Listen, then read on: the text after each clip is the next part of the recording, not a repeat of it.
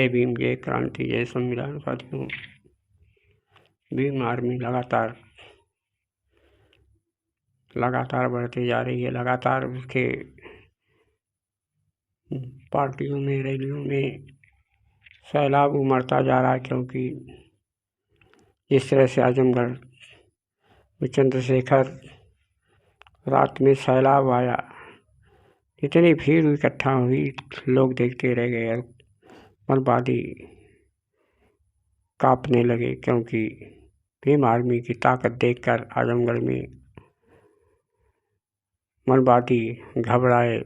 और जिस तरह से चंद्रशेखर आज़ाद अपनी रैलियां, प्रचार यात्रा कर रहे हैं, जिस तरह से जुझारू एक नेता के रूप में, एक शक्तिशाली नेता के रूप में चंद्रशेखर आज़ाद हर जगह, हर जिले में पहुंच रहे हैं, इससे लगता है आने वाले समय में भीम आर्मी की ताकत बहुत तेज बढ़ेगी और मनवादियों को वो टक्कर देंगे, क्योंकि 2024 में भीम आर्मी लगातार मजबूत होकर उभरेगी और मोदी को टक्कर दे सकती, क्योंकि भीम आर्मी हर देश, हर प्रदेश में जुल्म अत्याचार के खिलाफ आवाज़ उठाती नजर आ रही है।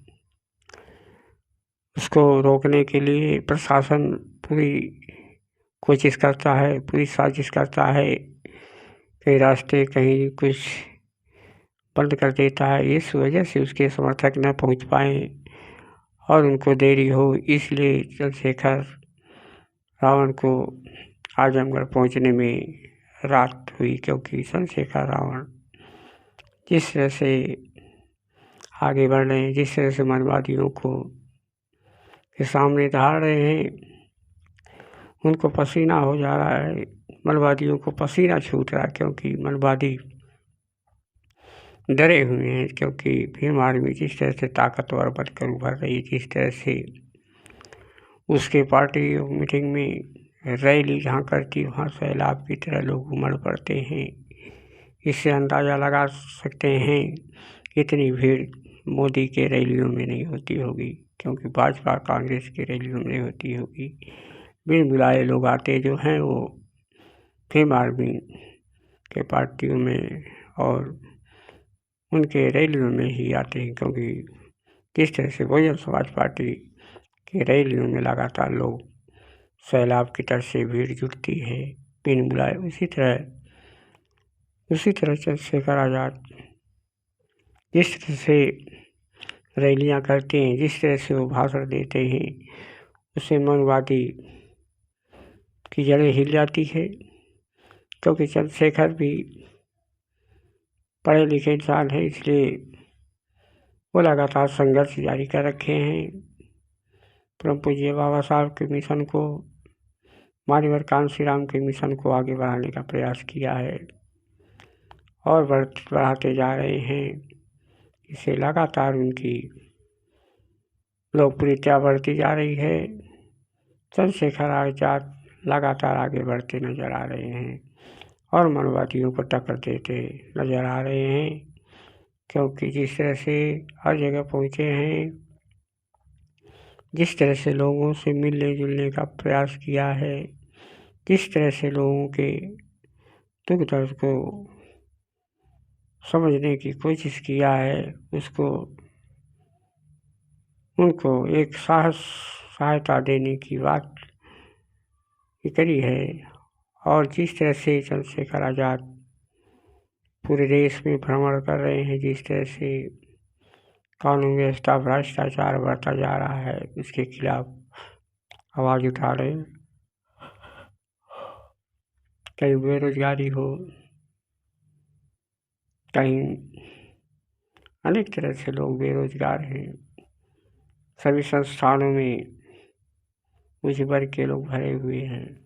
इसके वजह से बहुजन समाज के लोग, SC ST OBC माइनॉरिटी के लोग वंचित है नौकरियों से, उनके पास आय का साधन नहीं है, इसलिए वे ब्राह्मण लगातार इनको पीछे धकेलने का काम किया है, इनके हक और अधिकार को छीनने का काम किया है, इनके जो हक अधिकार छीनने का प्रयास कर रहे हैं, इससे काफ़ी बहुजन समाज पीछे जा रहा है। इसलिए बहुजन समाज को एकजुट होने की आवश्यकता है।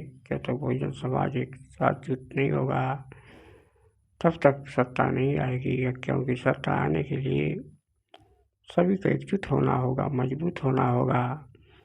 इसलिए बराबर थोड़ी सी संख्या में है, लेकिन फिर भी वो हमेशा सत्ता में पहुंच जाता है। लेकिन हमारी काफ़ी संख्या है, बिहार की जनगणना से और भी ज़्यादा संख्या है, लेकिन कोई ठोस उपाय नहीं हो पाता और मनवादियों की सरकारें बन जाती। इसलिए मनवादियों को सरकारों को उखाड़ फेंकने का लक्ष्य प्राप्त करना है।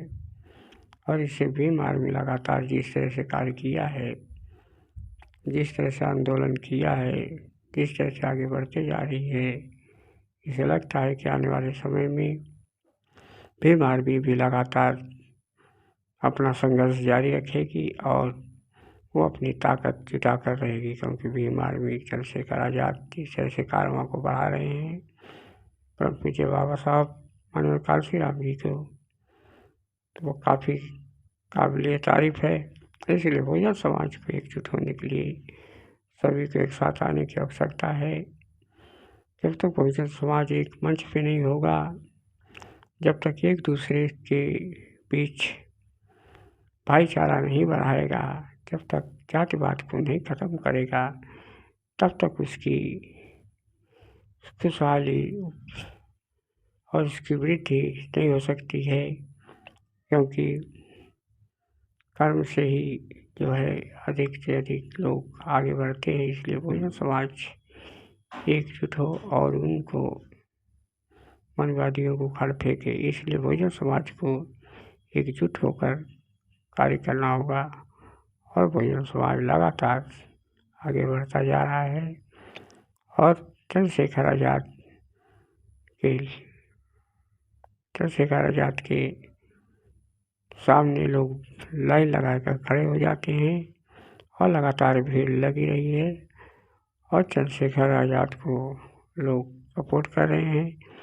इसलिए लगातार बहुजन पार्टियों को लगातार सूझबूझ के साथ अपना काम करना चाहिए, तभी उनको हक और अधिकार मिलेगा। क्योंकि बहुजन समाज पार्टी जिस तरह से कार्य किया पूरे देश में, जिस तरह से एक रुतबा लाई है, उसे लगता है कि आने वाले समय में काफ़ी बदलाव आएगा। 2024 में जिस तरह से बहन मायावती जी और चंद्रशेखर आज़ाद लगातार दोनों रैलियाँ कर रहे, दोनों लगातार प्रचार यात्रा में लगे हुए हैं, दोनों लगातार जो है बहुजनों की पार्टी है और मनवादियों को घेरने का काम कर रहे हैं। इसलिए बहुजन समाज को एक साथ आने की आवश्यकता है।